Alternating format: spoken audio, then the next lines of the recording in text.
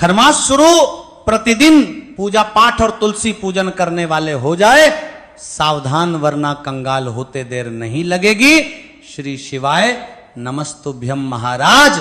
जैसा कि आप सभी जानते ही हैं कि 15 मार्च से खरमास की शुरुआत होने वाली है। ऐसे में भक्तों खरमास शुरू होते ही प्रतिदिन की जो पूजा होती है इसके नियमों में बदलाव हो जाता है।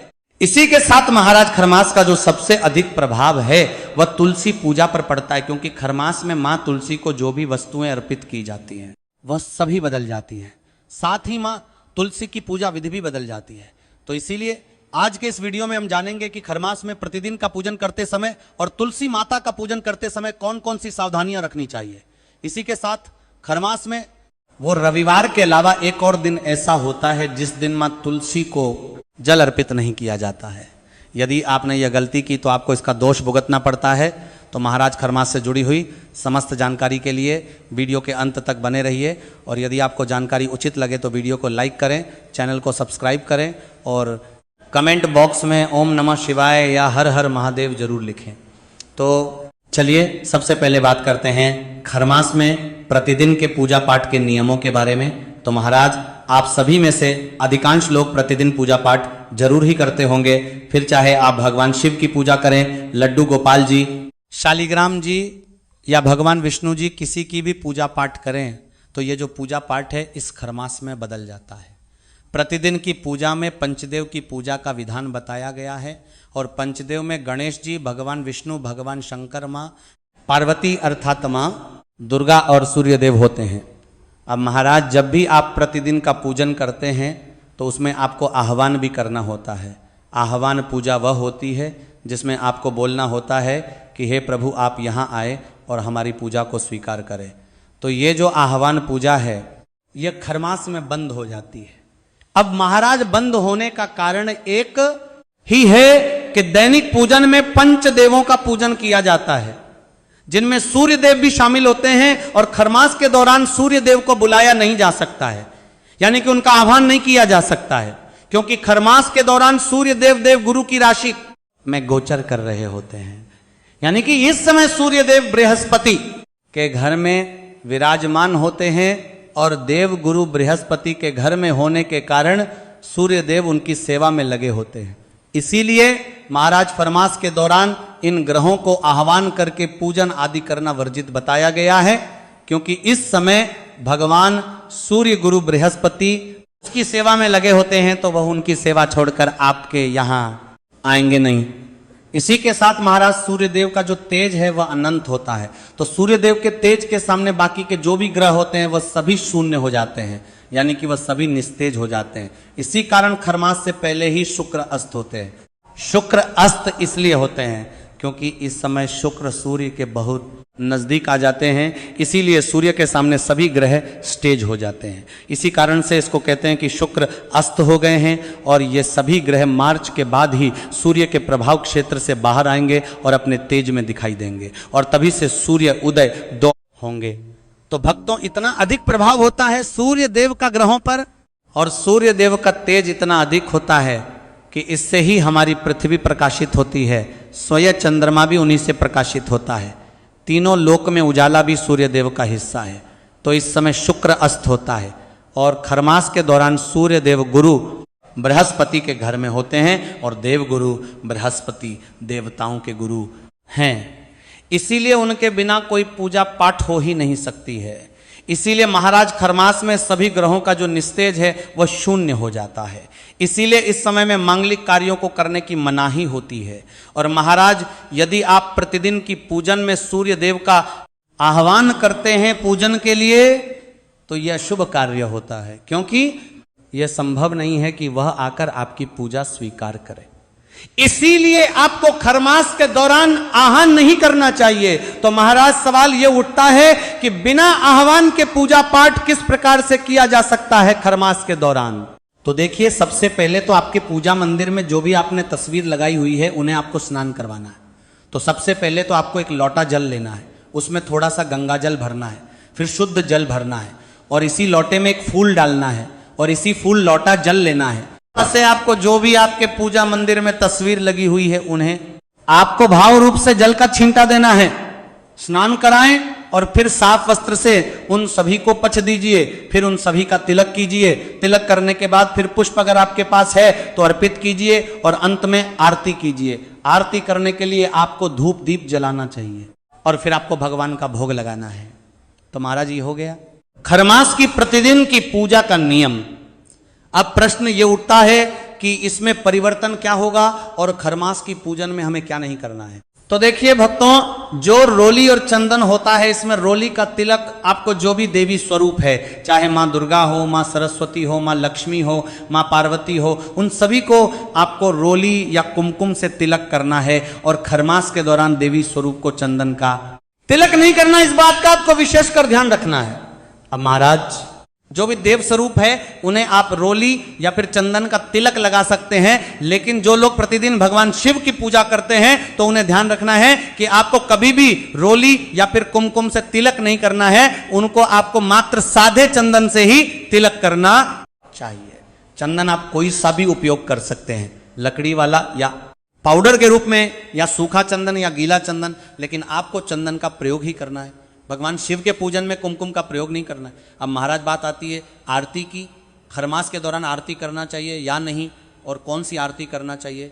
तो देखिए महाराज, यदि आपके पूजा मंदिर में लड्डू गोपाल जी हैं, माँ दुर्गा है, माँ लक्ष्मी की प्रतिमा है, भगवान श्री राम जी हैं, हनुमान जी हैं, शिव जी हैं, गणेश जी हैं, यानी कि सभी देवी देवता हैं, तो फिर आप ओम जय जगदीश हरे यह आरती भी गा सकते हैं।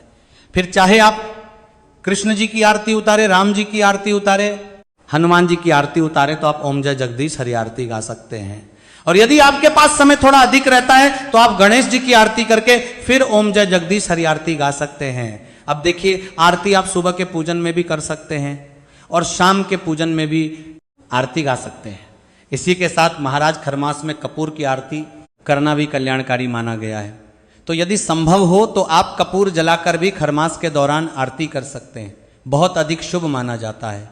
महाराज, अब हम बात करते हैं खरमास में तुलसी माता का पूजन किस प्रकार से करना चाहिए और इसमें क्या क्या बदलाव हमें करने हैं। लेकिन उससे पहले बात करते हैं सूर्य देव के पूजन की, क्योंकि इस समय में सूर्य देव की आराधना भी बड़ी ही कल्याणकारी कही गई है। तो भक्तों, जो खरमास का समय है इसमें आपको प्रतिदिन सूर्य देव को जल अवश्य अर्पित करना चाहिए। और जब भी आप सूर्य देव को जल अर्पित करें तो उस लोटे में आपको थोड़ी सी रोली और एक लाल रंग का पुष्प या गुलाब की पंखुड़ियां भी आप डाल सकते हैं। और इस तरह से जल तैयार करने के बाद इसी जल से आपको सूर्य देव को अर्घ्य देना है। जो व्यक्ति पूरे खरमास के दौरान इस प्रकार से सूर्य देव को अर्घ्य देता है तो उसकी कुंडली में यदि सूर्य ग्रह कहीं गलत स्थान पर भी होंगे तो उसका जो फल है वह भी आपके लिए उत्तम हो जाएगा। तो जितना हो सके इस पूरे महीने खरमास के दौरान उसका जो फल है वह फल आपको सूर्य देव की आराधना करनी चाहिए।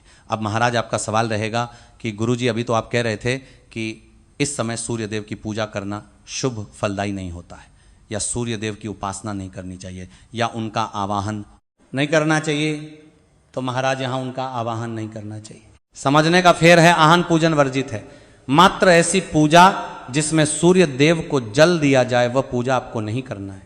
जल देना, सूर्य के मंत्रों का जाप करना, इससे तो सूर्य का तेज बढ़ता है, और जब आप किसी का तेज बढ़ा रहे हैं तो वह प्रसन्न होंगे और वह आपको मनचा इच्छा प्रदान करेंगे। इसलिए सूर्य को जल देना, सूर्य की आराधना करना अलग चीज है और सूर्य की आहान पूजन करना अलग चीज है। आहान पूजन नहीं करना है, जितना हो सके सूर्य देव की आराधना कीजिए, मंत्र जप और सूर्य देव को जल दीजिए। इन दिनों में सूर्य स्तोत्र सुनने का भी फल उत्तम कहा गया है, इसीलिए सूर्य की आराधना में उनके पाठ और स्तोत्र भी आप सुन सकते हैं। नव ग्रहों में सूर्य देव राजा है, तो राजा जो है उनके मुख पर तेज है।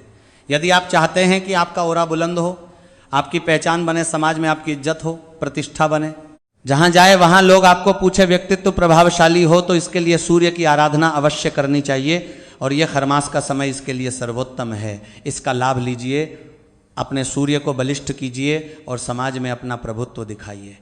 अब बात करते हैं तुलसी पूजन की। तुलसी पूजन में खरमास में कौन कौन से बड़े बदलाव आ जाते हैं।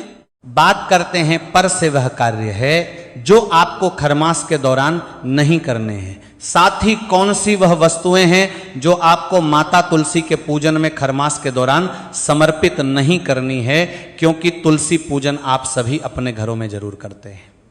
तुलसी पूजन ऐसा पूजन है जो सनातन धर्म को मानने वाले लगभग सभी घरों में किया जाता है, और खरमास एक ऐसा महीना है जिसमें तुलसी पूजा में बदलाव आ जाता है। तो देखिए भक्तों, एक तो अभी गर्मियों का समय आरंभ हो चुका है, यानी कि भारत के सभी प्रांतों में लगभग गर्मियों का मौसम लग चुका है। तो महाराज इस मौसम में आपको तुलसी माता को जल थोड़ी अधिक मात्रा में देना चाहिए, लेकिन बहुत अधिक मात्रा भी जल की नहीं होनी चाहिए, क्योंकि यदि घर में जितने सदस्य हैं, यदि सभी सदस्य एक एक लोटा जल प्रतिदिन तुलसी माता को समर्पित करेंगे तो इससे तुलसी माता की जो जड़ें हैं वह गलने लगेगी। इसीलिए जल की मात्रा आपको बढ़ानी है, लेकिन 1 से 2 लोटे ही आपको जल प्रतिदिन तुलसी माता की जो जड़ें हैं देना है। और खरमास 15 मार्च से शुरू होगा, जो कि 14 अप्रैल को समाप्त होगा।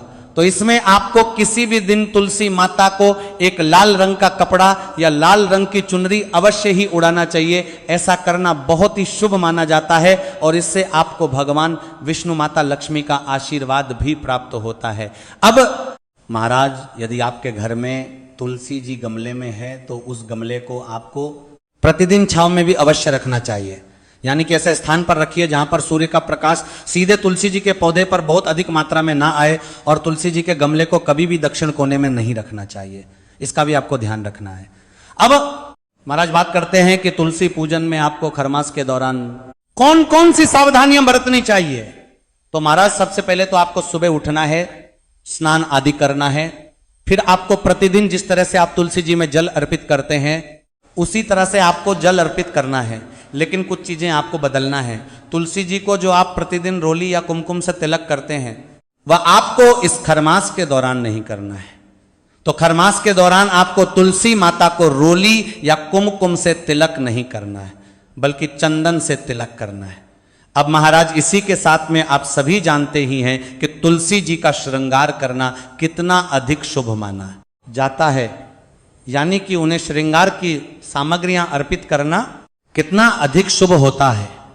लेकिन आपको इस खरमास के दौरान तुलसी माता को श्रृंगार की सामग्रियां अर्पित नहीं करनी है। चाहे खरमास में एकादशी हो या पूर्णिमा हो, कोई भी तिथि हो, उसमें आपको खरमास के दौरान तुलसी माता को श्रृंगार की सामग्री अर्पित नहीं करनी है। तो खरमास में इस बात का भी आपको विशेष ध्यान रखना है। तीसरी बड़ी बात यह है कि पूरे खरमास भगवान विष्णु के साथ माता तुलसी का पूजन नहीं होगा। भगवान विष्णु और माता तुलसी का एक साथ जो हम पूजन करते हैं, तो भगवान विष्णु को ये तुलसी माता के साथ विराजमान नहीं करना है। पूरे खरमास के लिए प्रश्न आता है, हमारी माताओं बहनों ने पूछा कि पंडित जी हमने तो उसी गमले में शालिग्राम जी विराजमान कर रखे हैं जिसमें तुलसी जी हैं, तो उनको वहाँ से अभी कुछ समय के लिए अपने मंदिर में विराजमान कीजिए। शालिग्राम जी को तुलसी माता के गमले से हटा दीजिए, दोनों की पूजा कीजिए, लेकिन एक साथ ना करें। खरमास में 30 दिनों की बात है। अब बात आती है कि खरमास कब शुरू होगा और कब समाप्त होगा।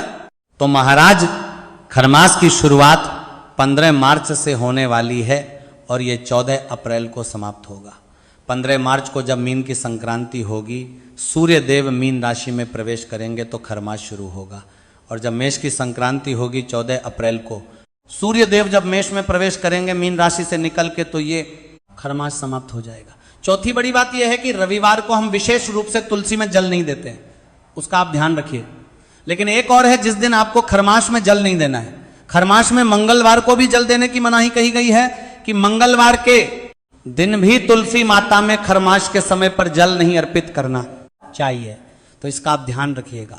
बाकी दिनों में जल देने के जो नियम है वो उसी प्रकार से रहेंगे, और दीपक भी आप प्रतिदिन तुलसी के वहां लगा सकते हैं। केवल रविवार के दिन आपको तुलसी जी को स्पर्श नहीं करना है, और एकादशी और द्वादशी पर भी आपको ना स्पर्श करना है और ना ही तुलसी दल तोड़ना है। ऐसा करने से भयंकर दोष लगता है।